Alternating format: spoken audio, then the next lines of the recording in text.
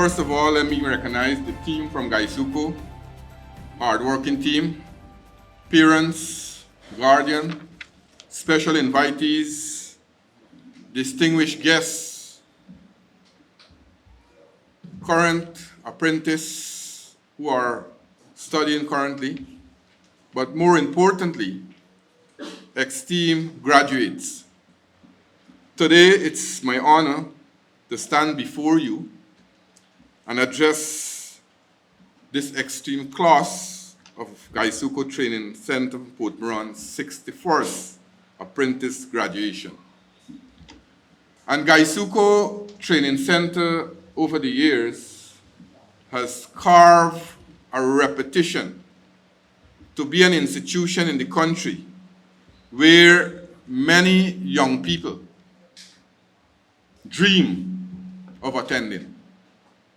And many of the adults who are here this afternoon, or who would have went to school during the 70s, 80s, and even in the 60s, would agree with me that whilst growing up, especially from this area, the quarantine area, many of the youngsters during that time would dream of coming to this institution because as both the training manager and the human resource manager would have alluded to, this institution carve all-round development to a person's training. So as we are graduating students here today, it's important that we restate our position from where we came, where we are, and where we want to go. And I heard both speeches just now that we are looking to revitalize GuySuCo, to take GuySuCo to a new heights, to make GuySuCo an industry that is sustainable, that will continue to involve in the development of our country. So, on this monumentous occasion, let us reflect not only on your or those who would have passed through this institution. Let us don't reflect on their individual journeys, but also on the enduring legacy of this institution that has been the cornerstone of technical education for young Guyanese since its establishment. And we heard, how many years? 61 years? 61st, 1957. And when this institution was set up in 1957, it was set up with an objective in mind.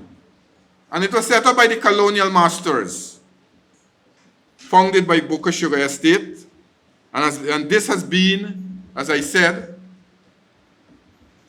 a beacon, so to speak, a beacon of opportunities, providing generations of young minds with the tool to carve out successful careers in various technical disciplines.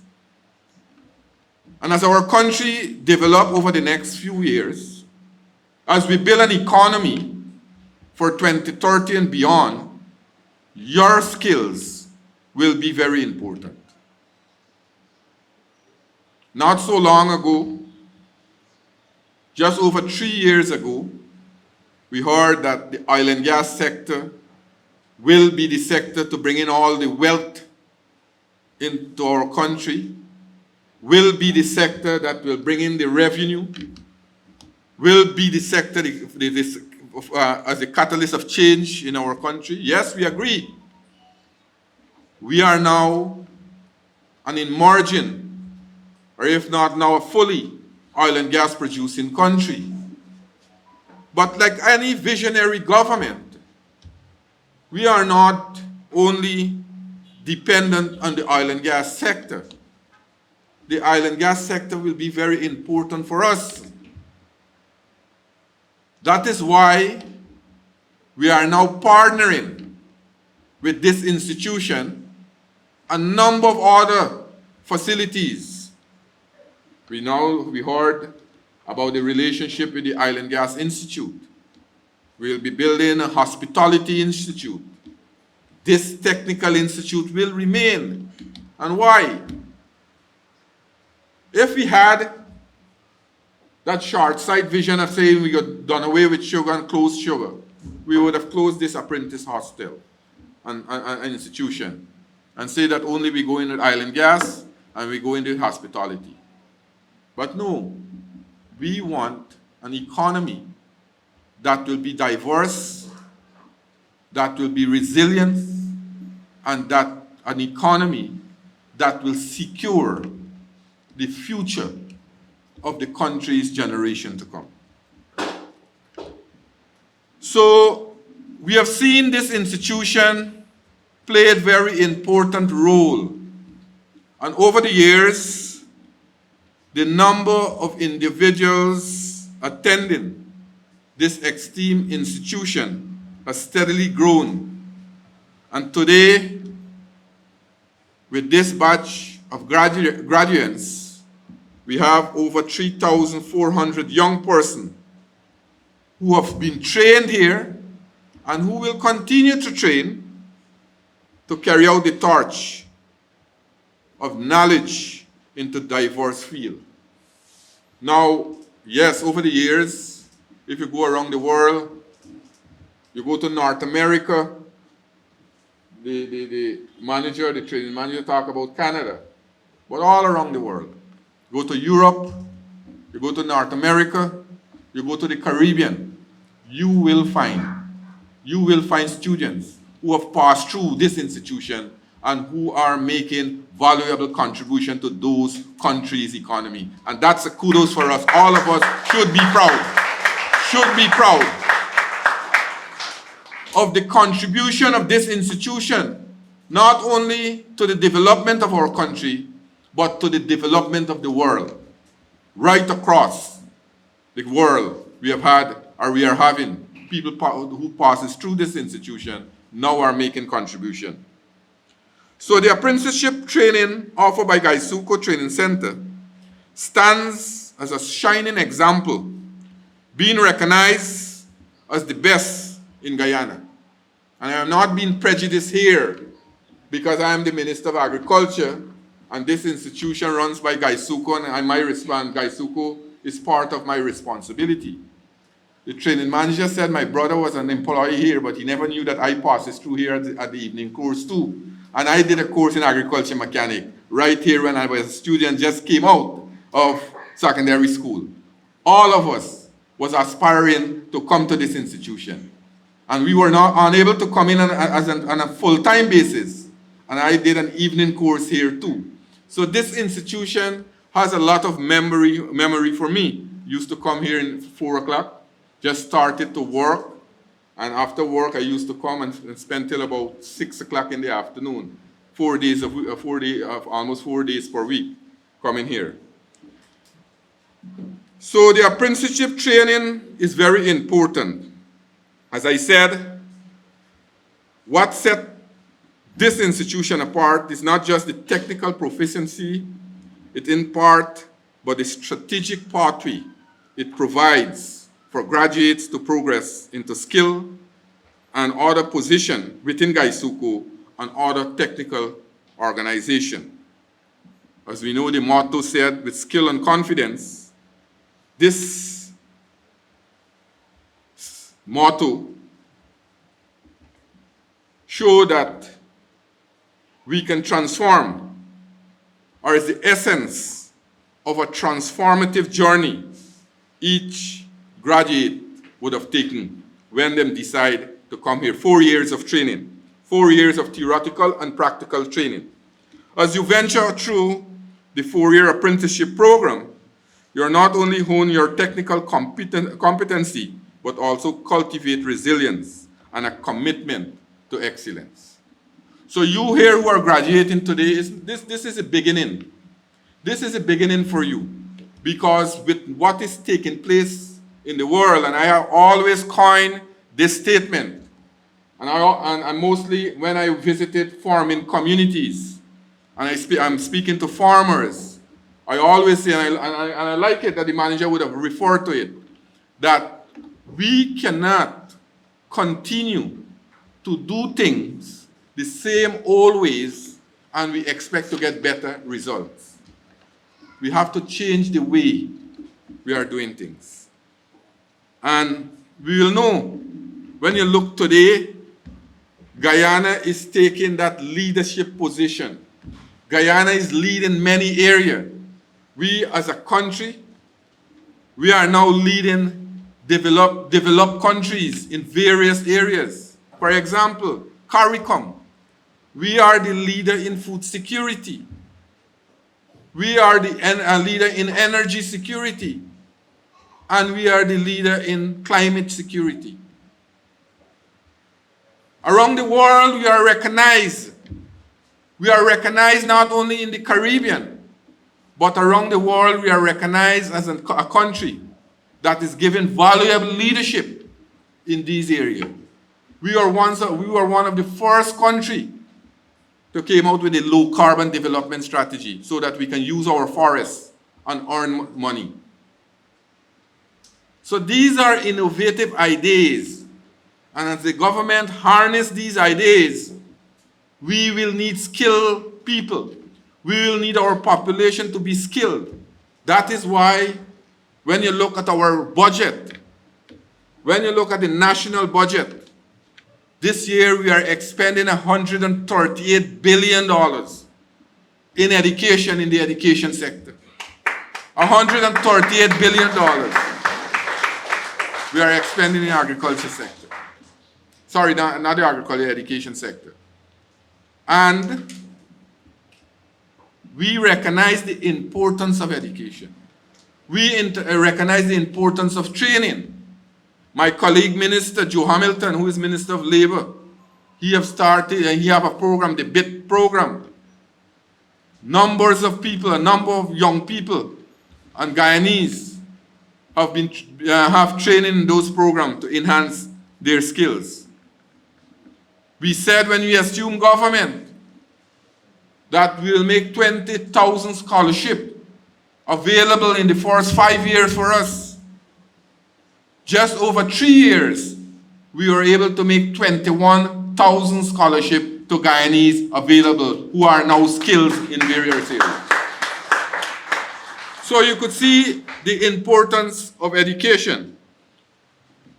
So I am delighted to share that the institution have maintained an average, and as I said, this institution have been recognized as an institution that have very good learning and skills. And we have seen over the years, you all have had very good results here. And I am happy to note that you all are still maintaining 100% passes with credits and distinction annually. This is a testament to the training methodology and the demands for skilled craftsmen to meet the workshop standard within GuySuCo. Today, we celebrate the 20 graduates from the August 2019 entry, and that when the school was reopened, the human resource manager was just telling me, when the school was reopened, individuals who have completed their apprenticeship with dedication and determination. Your achievement not only mark a personal triumph, but also contribute to the continued success of GuySuCo. In addition to these graduates, I extend my congratulations to the 18 employees of the Guyana Sugar Corporation, Inc., who have successfully completed the 2-year adult sugar boiling training program. The collective accomplishment of these adult sugar boilers across different estates signify the unwavering commitment to excellence within GuySuCo.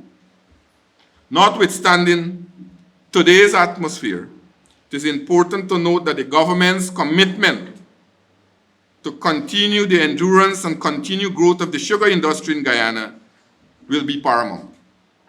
In the 2024 budget, GuySuCo has been earmarked for a substantial allocation of $6 billion, which is strategically designated to enhance production, capacity, and operational efficiency within the organization. And Over the years, I want to say, more than $20 billion was made available to the Guyana Sugar Corporation. We are now looking to enhance production. When we assumed government in 2020, we said we'll work on the closed sugar estate to reopen them. Today, we have stand to those commitments. We have already reopened Rosal Sugar Estate. Rosal today is grinding and crushing cane and producing sugar. But at the same time, we will also embark on new projects, as the Human Resource Manager would have alluded to. We are now in a process of doing a lot of mechanization, because over time, with the development of our country's economy, we are seeing more and more opportunities coming on board for people to take up employment in other areas. So that is why, as the manager rightly said, the training manager, we have to get better results. We have to bring down the cost of production for sugar in this country. The labor force, now today, we are seeing getting smaller and smaller, but we have to produce more sugar. We have to produce more sugar. In 2022, we produced a total of 47,000 metric tons. In 2023, we were able to improve that and increase production to 60,000 metric tons. And this year, we set ourselves a target of 100,000 metric tons of sugar. That shows that GuySuCo now is back, moving back. We want where we want to take it, to a place that will make a contribution to our country's economy. You know for a fact, many of you who are here, especially the adult, that GuySuCo was the premier contributor to our revenue earning in this country. Almost all the development that have taken place in our country was as a result of the contribution that GuySuCo have made in this country. And I want to tell you here this afternoon, as long we are in government, that is the PPP Civic in government, the Guyana Sugar Corporation will remain, and we will ensure that we develop it to a place where we want it to be. As you move forward, armed with skill and confidence, I encourage each graduate to view this accomplishment as a stepping stone to future filled with promise and possibilities. Our country today, when you look at the opportunities that exist, is vast. We are seeing our countries developing at a rapid pace. Our country is the fastest growing economy in the world. Last year, we grew by 37%. And many doomsayers and naysayers would have alluded that to the oil and gas sector. Of course, the oil and gas sector was the main contributor to our country's GDP last year of 37%. But notwithstanding that, when other countries' economy around the world, we are seeing negative growth, we are seeing those economies are shrinking.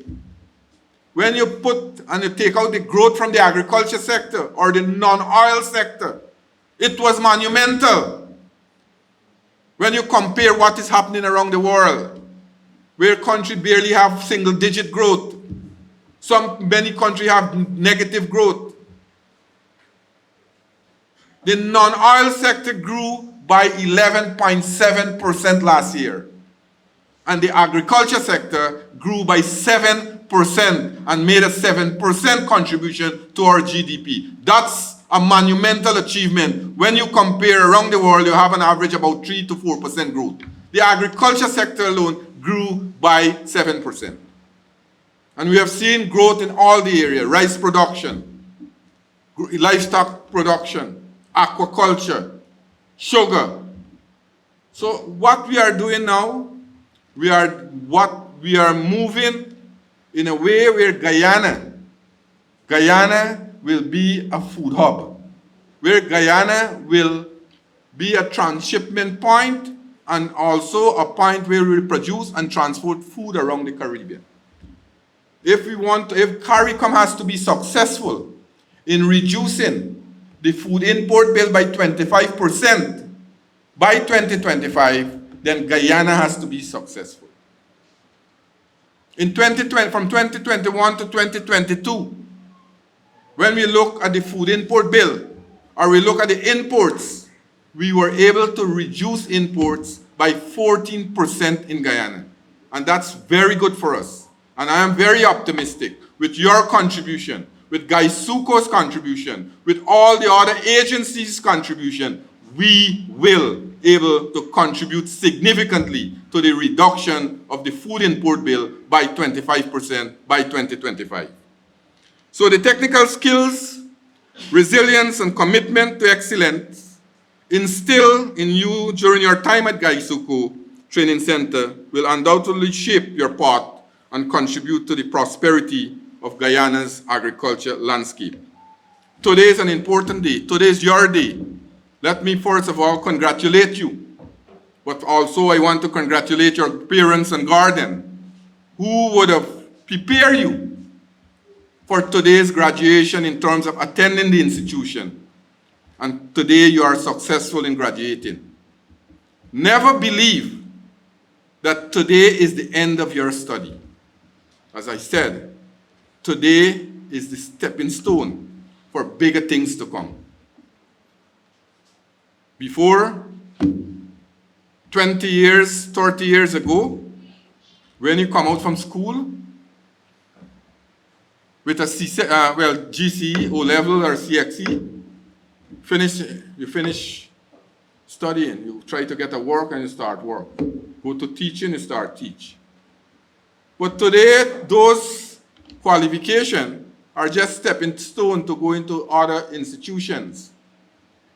Dr. Gomes is nodding. But that is true. That is so true. And when you look today, Guyana is an area, Guyana is a country to reckon with in terms of education. Today, Guyana is putting out the top students in the Caribbean. And gone are the days when these top students come from Queen's College, St. Rose's, Bishop, President College, and you name all the institutions in Georgetown. Today they are coming from rural areas. Today they are coming from areas like Anna Regina, Port Mourant, Quarantine, Lime Pot, the interior location, because we are expending and we are distributing the resources equally around the country so that we are giving equal opportunities to people across this country. And any responsible government will do that. So I know we have had a number of speeches. As the training manager said that this will be capital for training. Well, before time they used to coin the word at Port Mourant. Sometimes women might be disagree with me here. But they used to say that Port Mourant was the mecca of cricket in our country. Port Mourant was the mecca of cricket. Produces people like Rohan Kanai, Alvin Kalricharan, Basil Butch, and you name it. And still Port Mourant is producing good cricketer. So this will be the mecca now of training for our country needs. So on behalf of the government of Guyana and the Ministry of Agriculture, my own behalf, I extend my heartfelt congratulations to each one of you here this afternoon. May your journey and career ahead be rewarding and fulfilling. As I said, to now is the time to expand your horizon, to move forward, to take up all the opportunities being offered by the government and ensure that you qualify yourself more so that you will be prepared for the development that has to come. Thank you, I wish you well, and I wish you future success. I'll now call on the graduates. We have here Arjun Mahabir, Fitter Machinist, double distinction from Albion Estate. Asif Sheriff, Instrument Repair Mechanic, distinction credit. Chameshwar Danai, Fitter Machinist, double distinction.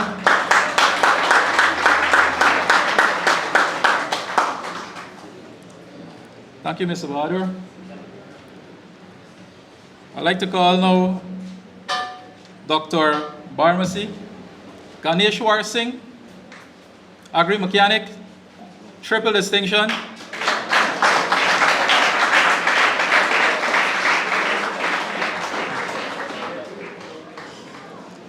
Imtiaz Jandu, Fit Machinist, double distinction. Jason Lachman, Auto Electrician, triple distinction.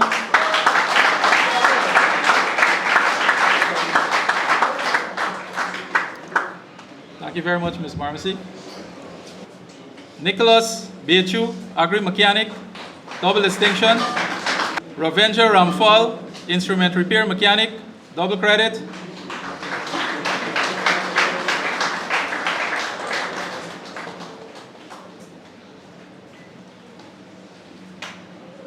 Cleon Bristol, Agri-Mechanic, double distinction.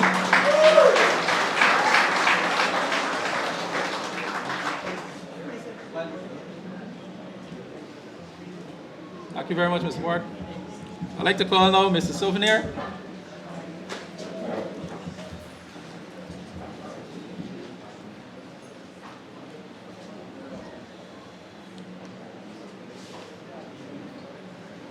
Lucas Brumel, Fit Machinist, double distinction.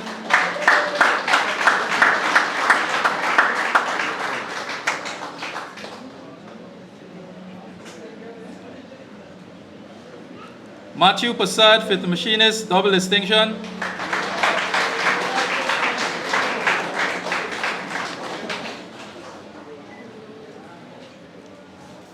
Thank you very much, Mr. Souvenir. Mahadio Passad, Agri-Mechanic, pass.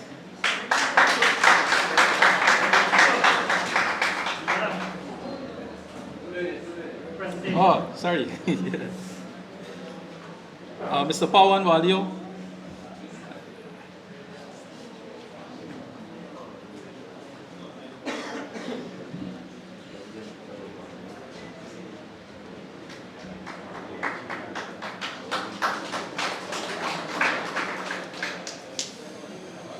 Jose George, Fit Machinist, double distinction.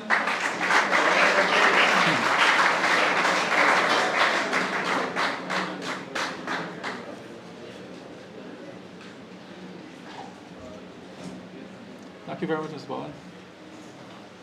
I'd now like to call Mr. Malcolm Henry.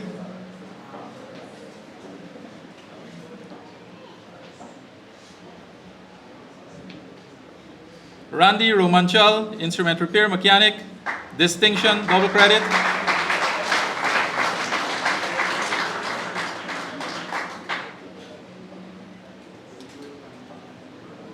Shamar Stewart, Electrician, distinction.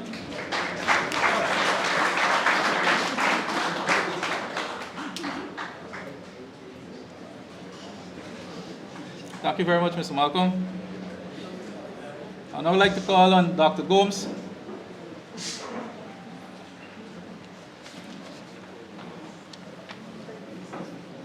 Navrendra Raghunath, Instrument Repair Mechanic, distinction credit.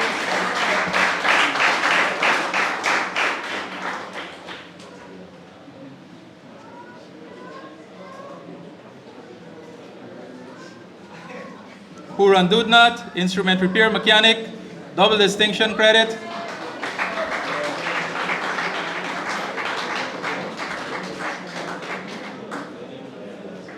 And I'd like to call on, thank you very much, Mr. Gomes. And I'd now like to call on Mr. Shazad Chinapin. Rezar Hamid, Instrument Repair Mechanic, double distinction credit.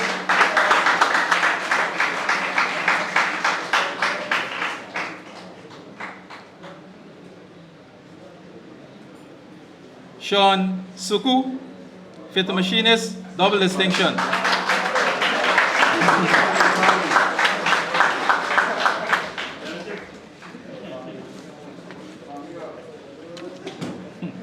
Thank you very much, Mr. Suku.